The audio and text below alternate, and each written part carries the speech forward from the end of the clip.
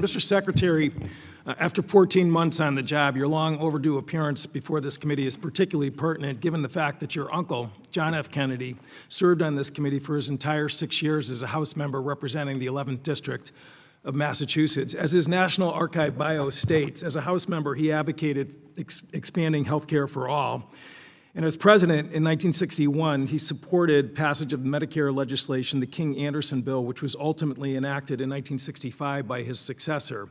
That transformational federal law provided universal insurance for seniors at a time when only 50% could afford health insurance. And over time, it has vastly improved the health and life expectancy of our nation. Your other uncle, Senator Ted Kennedy, who I'm proud to say campaigned for me when I was first elected to Congress by a whopping margin of 83 votes, declared, quote, universal health care is the cause of my life, and was lead sponsor of the Affordable Care Act when it was introduced in 2009. He did not live to see its enactment, but we know now that the ACA successfully cut the uninsured rate in half by 2024 prior to your arrival at HHS. Clearly, universal health care is not the cause of your life. On your watch at HHS, we've seen a massive jump in the uninsured population. Since January 2025, 1.2 million have already lost coverage thanks to the Trump administration's refusal to extend the ACA enhanced tax credits, even though we passed a bipartisan bill in the House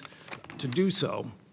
A couple of days ago, the Wall Street Journal reported that 1.2 million number is going to continue to grow because 14% of new enrollees this year didn't make their first payments for the new Trump premiums. As the Journal reported, this will add millions more to the ranks of the uninsured. Even worse, with the passage of the misnamed One Big Beautiful Bill, CBO reports another 10 million at least will lose their coverage as states are forced to implement the largest cut to Medicaid in American history. According to Gallup 2 weeks ago, the affordability of health coverage has now jumped to the top domestic policy concern facing Americans, which is pretty striking given the fact that the cost of housing, groceries, and gas to get to work has skyrocketed under this administration. But they're right to be concerned about the expense of trying to maintain insurance coverage, because they know when you lose health insurance, you miss routine checkups, preventive tests and scans for cancer and heart disease, and inpatient care if needed. Slashing health insurance affordability does not make America healthy nor more economically secure.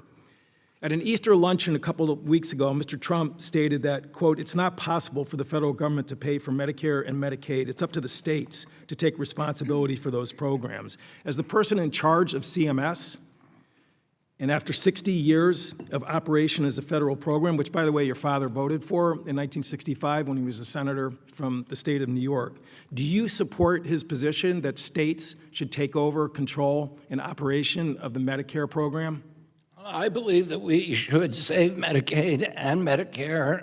They're absolutely critical programs, and President Trump has pledged to do that and is doing everything in his power to do so. There are no cuts to Medicaid. You look at the CBO, the Congressional Budget Office report. My question, excuse me, was: do you think the states should be vested with control of the Medicare program? That's the question, because that's exactly what he said. He's your boss. Is that your position? President Trump's position is that we should preserve Medicare. No, by sending it to the states, that's the death knell. Are you saying Medicaid or Medicare? Medicare.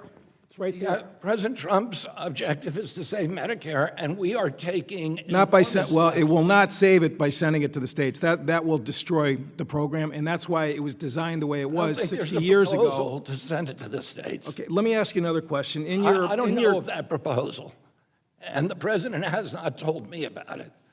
Well, the president's trying to save. For seniors, and American families, they listen to what the president says, and they understand exactly what he's talking about, which is destroying the Medicare program.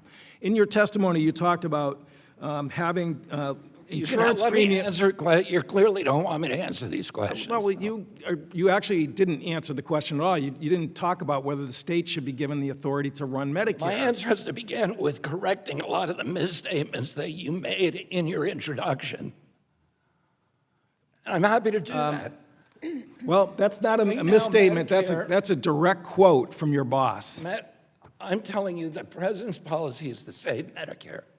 That's what he's always And giving it to the said. states will destroy Medicare. I yield back.